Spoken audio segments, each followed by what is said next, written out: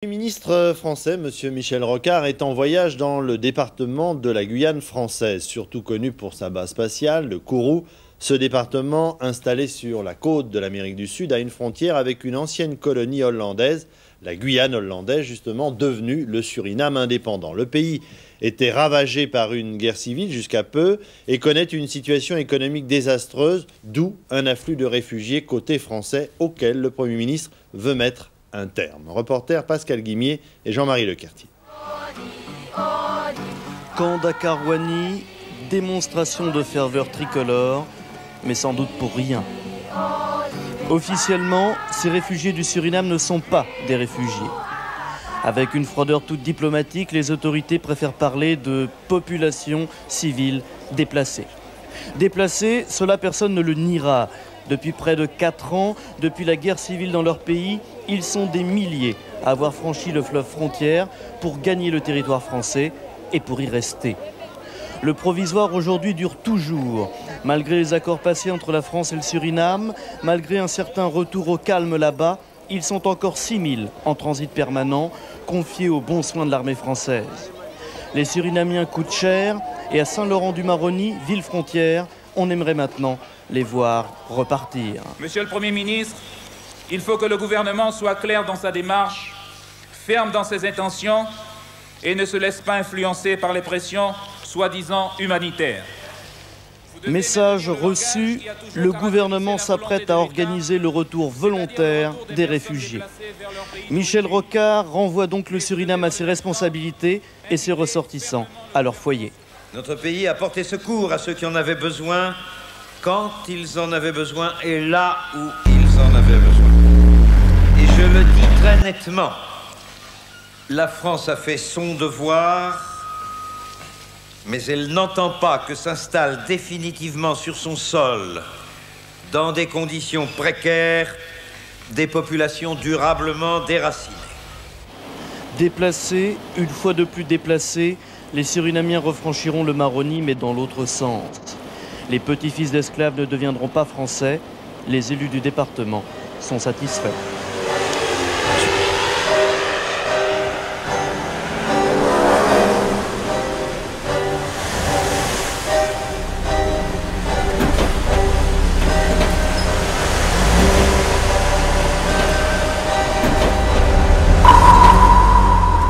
Quand je suis arrivé, il n'y avait que des anciens malades. Bon, ils étaient encore bien une dizaine. Ouais. On n'a pas eu le choix. On n'a pas eu le choix. Demain, on a un camp de réfugiés devant notre porte, ben, on n'a pas le choix. Il faut accepter. La Dakar-Ouani appartenait au département et puis il y avait les maisons, c'était plus facile à équiper. À Pécaneuf, au camp à l'aérodrome, à Charvin, il a fallu tout faire. Ici, il y avait quand même une structure en dur, il y avait les maisons, il y avait le dispensaire qui était là, ils ont réaffecté ça en dispensaire. Il a fallu couper, tout nettoyer pour accueillir les réfugiés. Donc ils avaient pris des réfugiés pour aider l'armée française à établir le camp. 1800 personnes, à peu près 2000 personnes qui arrivent d'un seul coup, ça fait tout drôle. Hein. Puis après, il faut supporter tout le monde. Moi, j'ai fait mon périmètre. J'aurais dit, avec mon beau-père, on leur a dit, là c'est chez nous, là-bas c'est chez vous. Vous respectez, il n'y aura aucun problème. Mais ça s'est bien passé avec nous. On n'a jamais eu de problème. Tout le monde venait voir les camps de réfugiés, donc il venait manger là, venait dormir là pour voir les camps de réfugiés. L'auberge a fonctionné, c'est simple, c'est que c'était un petit plus pour nous. Mais voilà. Puis du jour au lendemain, bon, ils sont partis, là, ça c'est un petit peu, comment dire, un petit peu dégressif. Les derniers réfugiés sont partis en 93. Les habitants actuels de la Dakar-Ouani sont arrivés quand? C'est arrivé tout doucement. Hein. Tout doucement, oui, mais ça a bien changé. La Dakar-Ouani, camp de réfugiés, pour le lieu, ça a été un désastre. On ne peut plus faire autrement maintenant.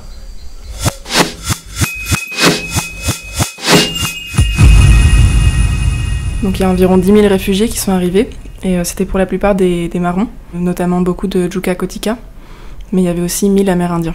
Alors l'État français avait déjà un plan de réfugiés, mais qui n'était pas aussi conséquent, et qui datait des années de l'indépendance du Suriname. Ils avaient déjà prévu la Karouani d'ailleurs dans leur premier plan de réfugiés de 75, parce que c'était un espace libre. Je pense, mais alors là j'ai pas la preuve, mais je pense qu'à Mana il y avait depuis longtemps l'idée que cette commune était en déclin, et donc il fallait la repeupler, et c'est pour ça qu'ils ont accueilli les Hmong. Et puis quand il y a eu les réfugiés, ils ont eu un peu cette démarche-là d'accueillir du monde pour essayer de développer la commune. A peut-être un peu influencé, encore que le maire en fait n'a rien décidé, c'est vraiment la préfecture qui a choisi l'emplacement des camps et l'armée. Donc en tout cas il fallait que ce soit loin de Saint-Laurent. Donc ils ont accueilli les gens sur le terrain d'aviation vers Saint-Laurent. Et puis par la suite ils ont créé plusieurs camps sur la route de Mana. Donc il y a eu la Karouani en premier, après Charvin, PK9, PK11. Et l'État a logé environ 4500 réfugiés dans les camps. Et là, ils étaient nourris, bon, ils avaient des tentes, c'était des conditions difficiles, mais en même temps, ils avaient des rations alimentaires, accès aux soins. Donc, pour ce qui est de la survie, c'était quand même assez bien fait. Après, ils n'avaient pas le droit de scolariser leurs enfants, ils n'avaient pas le droit de travailler. Et l'État, ils imaginaient que ce serait très provisoire, et que ce serait juste pour quelques semaines. Et en vérité, ça a duré 6 ans, mais c'était toujours 6 ans où on espérait que ça se finisse vite, du point de vue de l'État français. Dans la pratique, les réfugiés ont très vite commencé à travailler pour les agriculteurs, les scieries du coin et tout ça, mais qu'avec des contrats illégaux. Et donc ils n'avaient pas la possibilité d'avoir même un titre de séjour en fait, puisqu'ils avaient cette carte de personne provisoirement déplacée du Suriname, qui leur donnait le droit d'être là, sans pour autant être un droit de circuler sur l'ensemble de la Guyane. Alors ça c'est le principe, je pense que dans la réalité c'était beaucoup plus compliqué de contrôler les allées et venues des gens, puisque évidemment, les camps n'étaient pas enfermés dans des barbelés, tout ça, mais il y avait quand même une volonté de l'État, en tout cas, de contrôler ces populations, de contrôler ces déplacements, etc.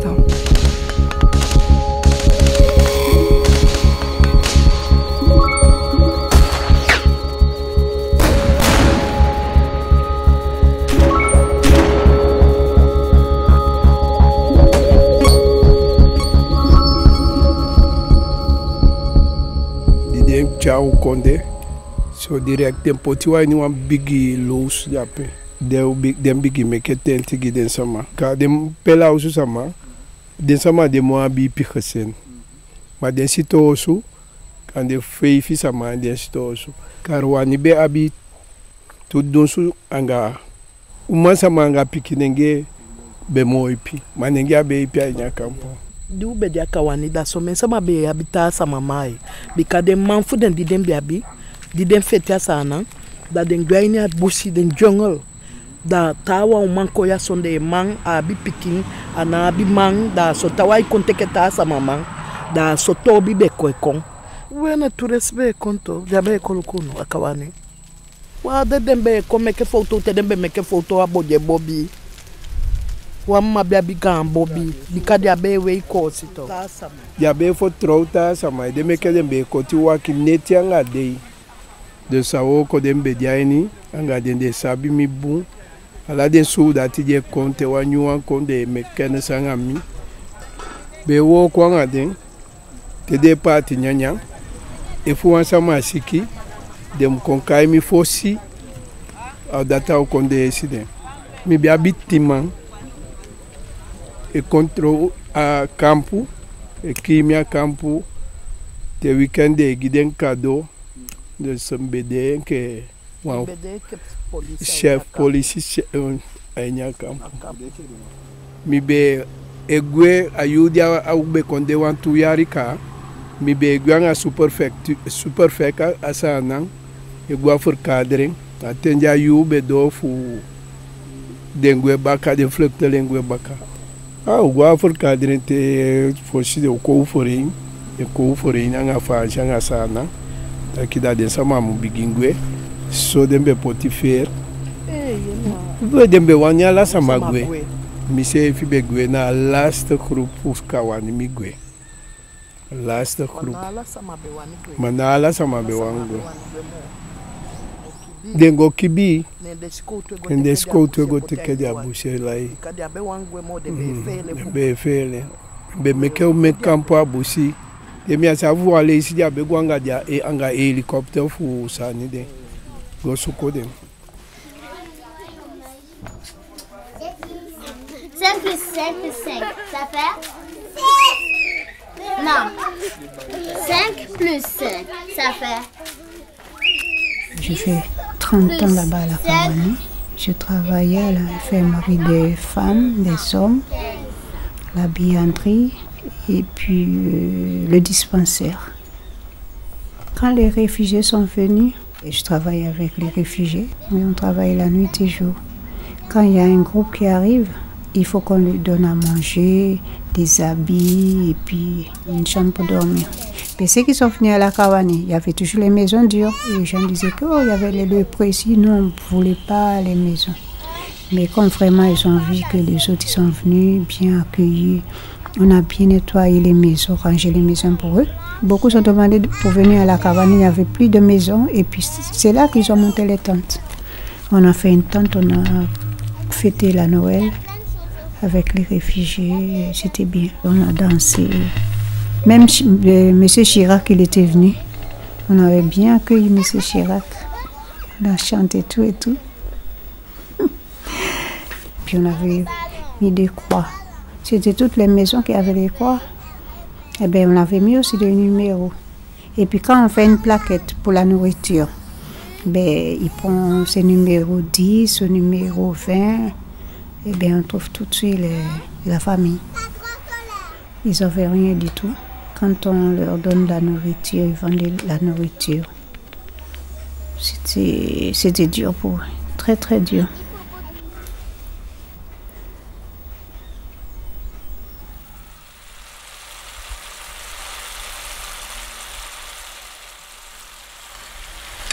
En Chine avec le poulet, les cuisses poulet.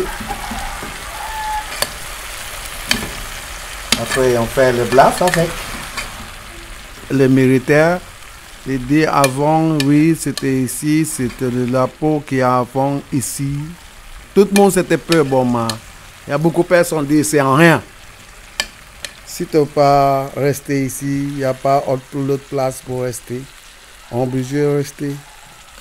Dans les villages ici organisés avant, c'était bien, c'est super. Il faut travailler dans le camp aussi. Il faut nettoyer les poubelles. C'était ouvrir l'école pour les enfants. C'était faire du pain aussi. Voilà, énormément resté dans le village sans sortir. Il faut rester tranquille, assis, manger, c'est tout. Après un an, commence à sortir. Depuis 1987, on a commencé à travailler avec le monde. Parce que depuis 1986, c'est compliqué de sortir. Si tu as sorti le légionnaire et 20 personnes qui sortent sur la route, il y a un problème. On réfléchit beaucoup. Qu'est-ce qui a passé la vie? Comme c'était comme ça. Nous vivons ou vivons pas. On se dit, moi c'est le dernier des réfugiés qui est resté ici. Moi c'était ici, elles m'ont aimé ici, elles m'ont habité ici. Elles m'ont pas l'autre ailleurs pour habiter. Parce qu'elles ne m'ont pas connaître l'autre côté pour aller voir. Même si jusqu'à la mort, c'était bon.